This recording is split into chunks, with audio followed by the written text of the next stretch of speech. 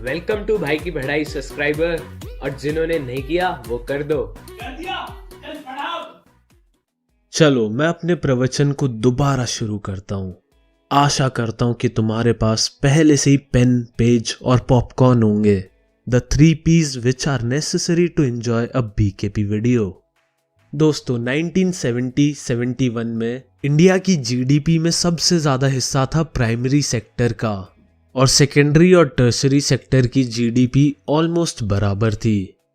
2011-12 तक तीनों सेक्टर की GDP बहुत ज्यादा बढ़ी, लेकिन इस बार फर्स्ट पे टर्शरी था, सेकंड पे सेकेंडरी और थर्ड पे प्राइमरी। तो यारो ऐसा क्या हुआ कि 2011-12 में टर्शरी नंबर 1 पे आ गया? तो इसके सीधे सीधे 4 कारण बुक में दे रखे हैं, और ये इम्पोर्टेंट भी हैं। पहली वजह ये है कि police station, school, banks, hospital, army, transport etcetera ये सब टर्शरी सेक्टर में आते हैं और इन्हें बेसिक सर्विस समझा जाता है, और गवर्नमेंट ने इन सभी पे बहुत ज्यादा ध्यान दिया और इन्हें डेवलप किया। सेकंड पॉइंट है, अभी कुछ 30-40 सालों में प्राइमरी और सेकेंडरी सेक्टर बहुत ज्यादा डेवलप हुए हैं, और क्योंकि सब सेक्टर इंटरडिपेंडेंट है, जैसा मैंने तुम्हें पहले बताया था, तो इन दोनों सेक्टर की डेवलपमेंट का फायदा टर्शरी सेक्टर को भी मिला और वो भी डेवलप हुआ। थर्ड पॉइंट है कि लोगों की इनकम टाइम के साथ बहुत ज्यादा बढ़ गई, और अब वो खर्चा कर रहे हैं, जैसे बाहर मूवीज देखना, शॉपिंग करना, नुक्कड़ पे गोलगप्पे और समोसे खाना, प्राइवेट स्कूलों में अपने बच्चों को पढ़ाना, और ये सब टर्शरी सेक्टर की एक्टिविटीज हैं। फोर्थ पॉइंट है कि पिछले 20 सालों से एक नई इंडस्ट्री जिसका नाम इंफॉर्मेशन एंड कम्युनिकेशन टेक्नोलॉजी है, ये बहुत तेजी से ग्रो हुई है, और IT टर्शरी सेक्टर में आती है। इसके एग्जाम्पल हैं गूगल, व्हाट्सएप, हाइक वगैरह वगैरह। लेकिन यार एग्जाम में तो 5 पॉइंट पूछे जाते हैं, और 5वां तुम ये लिख देना कि इंडिया में ग्रीन रेवोल्यूशन आया था और फसलों का प्रोडक्शन बढ़ गया। तब फसलों के लिए ट्रांसपोर्टेशन, स्टोरेज, ट्रेड जैसी चीजों की डिमांड बढ़ गई, और ये टर्शरी सेक्टर के पार्ट हैं। तो टर्शरी सेक्टर और भी ज्यादा डेवलप हो गया। चलो अब ये देखते हैं कि किस सेक्टर में कितने लोग काम करते हैं। तो दोस्तों ऐसा है कि सबसे ज्यादा लोग, ऑलमोस्ट 49% पॉपुलेशन इंडिया की प्राइमरी सेक्टर में काम करती है, और 27% टर्शरी में, और बाकी बची 24% सेकेंडरी सेक्टर में काम करती है। लेकिन अब चौंकाने वाली बात यह है कि GDP का सिर्फ 15% हिस्सा ही इंडिया के प्राइमरी सेक्टर से आता है, और ऑलमोस्ट 50% से भी ज्यादा टर्शरी सेक्टर से आता है, और बाकी बचा सेकेंडरी सेक्टर से। तो अब देखा जाए तो प्राइमरी सेक्टर का GDP में सबसे ज्यादा हिस्सा होना चाहिए था, क्योंकि सबसे ज्यादा लोग उधर ही काम करते हैं। लेकिन ऐसा नहीं है। तो इसके बहुत सारे रीजन है। पहला तो ये है कि टर्शरी सेक्टर में एजुकेशन और स्किल्स की बहुत ज़रूरत होती है, और वो हर किसी के पास नहीं है, इसीलिए उसमें कम लोग हैं और प्राइमरी में ज़्यादा हैं। दूसरा, टर्शरी सेक्टर में बहुत कम जॉब्स जनरेट होती है या क्रिएट हो पाती हैं, और इसका सबसे बढ़िया एग्जाम्पल है कि मान लो 100 किसान हैं, अगर वो खेती बाड़ी करेंगे तो एक साल में मैक्सिमम, अगर भगवान की कृपा उन पर बरसती रही, तो 1 करोड़ रुपए कमा लेंगे। और वहीं दूसरी ओर व्हाट्सएप को देख लो, उनकी कंपनी में ऑलमोस्ट 1000 लोग काम करते थे, और उनकी कंपनी को फेसबुक ने 60,000 करोड़ रुपए से भी ज्यादा में खरीद लिया। इसीलिए तुम सबको कहा जाता है बेटा IIT कर, 1 करोड़ का पैकेज लगेगा, और वो तो उनका स्टार्टिंग पैकेज होता है।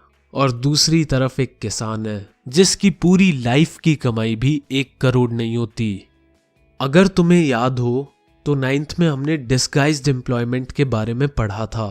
इसे अंडर एम्प्लॉयमेंट भी कहा जाता है।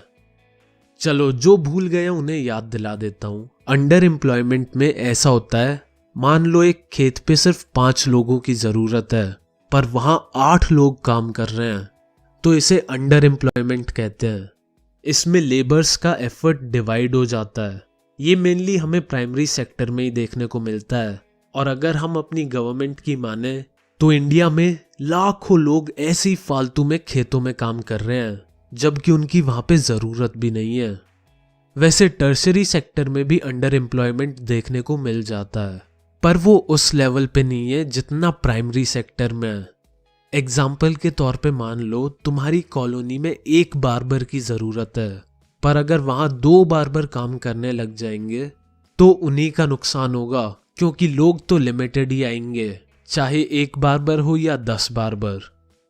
वैसे बार्बर से मुझे अपना एक किस्सा याद आ गया। मैं बाल कटवाने गया था और वहां पर मेरा रेगुलर वाला बार्बर नहीं था, तो मैं दूसरे से कटवाने लग गया। मैंने कहा, भाई आजकल स्पाइक्स फैशन में है, तो बढ़िया से स्पाइक्स बना दे, मतलब मैं सड़क पे चलूं ना तो सब मुझे ही देखें। और फिर जो उसने अपनी कलाकारी दिखाई मेरे बालों पे, बस भाई मैं तो देखता ही रह गया। क्या बेहुदा बाल काटे, मतलब वाहियात। एक तो मेरी शक्ल ही कुछ ज्यादा बढ़िया है और उस पर इसकी कलाकारी। फिर मैंने उससे पूछा, भाई कितने टाइम से बाल काट रहा है तू? तो वो बोला, अभी 3-4 दिन ही हुए हैं।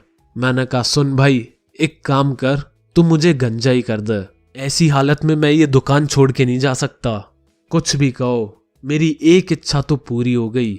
जब भी मैं बाहर जाता था सब मेरी तरफ देखते थे, लेकिन मेरा लक अच्छा था, मैंने समर वेकेशन के टाइम पे बाल कटवाए, वरना स्कूल में तो मेरी थू थू हो जाती। तो अब बात ये आती है कि अंडर एम्प्लॉयमेंट और जो अनएम्प्लॉयड है उन्हें हम कैसे रोजगार दे सकते हैं।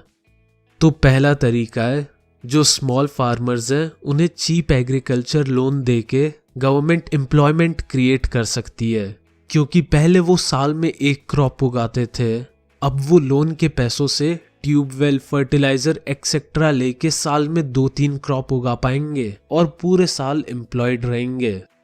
सेकंड, सरकार हर विलेज को रोड से कनेक्ट कर सकती है और इससे ट्रांसपोर्टेशन जैसे सेक्टर को बूस्ट दे सकती है और बहुत सारे लोगों को इससे एम्प्लॉयमेंट मिलेगा। एक तो मजदूरों को जो रोड्स बनाएंगे और दूसरा ऑटो और ट्रक ड्राइवर्स को। Third, government semi rural areas में फैक्ट्री सेटअप करके एम्प्लॉयमेंट दे सकती है।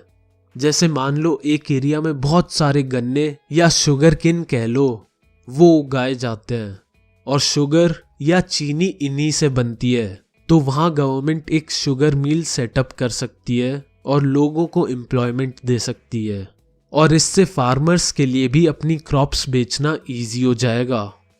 फोर्थ, जैसा कि तुम्हें पता है इंडिया में बहुत सारे यूथ्स हैं। ऑलमोस्ट 60% पॉपुलेशन 5 से 29 की एज के बीच में है, पर इनमें से सिर्फ 50% बच्चे ही कॉलेज या स्कूल जाते हैं। प्लानिंग कमीशन के हिसाब से इंडिया में बहुत सारे स्कूल और कॉलेजेस की जरूरत है, तो अगर गवर्नमेंट वो बना दे तो 20 लाख लोगों को जॉब मिल सकती है। फिफ्थ, भाई इंडिया में हर एक चीज है, पहाड़ हैं, रेगिस्तान है, लेक्स हैं, बीचेस हैं और न जाने कितने अजूबे, और ताजमहल की तो बात ही अलग है। अगर हम प्लानिंग कमीशन की माने तो इंडिया अगर टूरिज्म पे ध्यान देगा तो 35 लाख से भी ज्यादा जॉब्स क्रिएट हो सकती हैं। पर ये सब लॉन्ग टर्म है, यानी इस सब को करने में 15-20 साल लग सकते हैं, और हमारी गवर्नमेंट होती है 5 साल के लिए, इसीलिए वो इन चीजों पे इतना ध्यान नहीं देती और शॉर्ट टर्म प्लान्स बनाती है ताकि 1-2 साल में रिजल्ट्स दिखें, जिससे वो अगला इलेक्शन दोबारा जीत जाएं। और ऐसा ही एक शॉर्ट टर्म प्लान है NREGA, national rural employment guarantee act, जो 2005 में आया था और अभी तक चल रहा है। काश तब इन्होंने नरेगा की जगह टूरिज्म और एजुकेशन पे ध्यान दिया होता तो इंडिया पता नहीं कहां पहुंच गया होता। वैसे तुम्हें याद तो होगा ही, 9th में नरेगा के बारे में पढ़ा था। क्या हुआ, दिमाग खाली खाली सा लग रहा है? चलो कोई नहीं, मैं याद दिला देता हूँ। ये शुरू हुआ था 200 डिस्ट्रिक्ट्स में, लेकिन बाद में इसे फैला दिया गया और अब ये टोटल 625 डिस्ट्रिक्ट्स में प्रेजेंट है। इसके तहत जिन लोगों के पास काम नहीं होता उन्हें 100 दिन के लिए गवर्नमेंट एम्प्लॉयमेंट देती है, और अगर गवर्नमेंट एम्प्लॉयमेंट नहीं दे पाती तो वो उन्हें अनएम्प्लॉयमेंट अलाउंस दे देती है, यानी उनसे बिना कोई काम करवाए उनको सैलरी दे दी जाती है। चलो यार, ये प्रवचन कुछ ज्यादा ही लंबा हो गया है, इसे यहीं समाप्त करते हैं और लेते हैं एक छोटा सा ब्रेक। जिसे जोर की लगी है वो हल्का होके आए, और जिन्हें नहीं लगी वो मेरे लिए एक गिलास पानी ले आए। गला सूख गया है बोल बोल के। चलो मिलते हैं अगले एपिसोड में।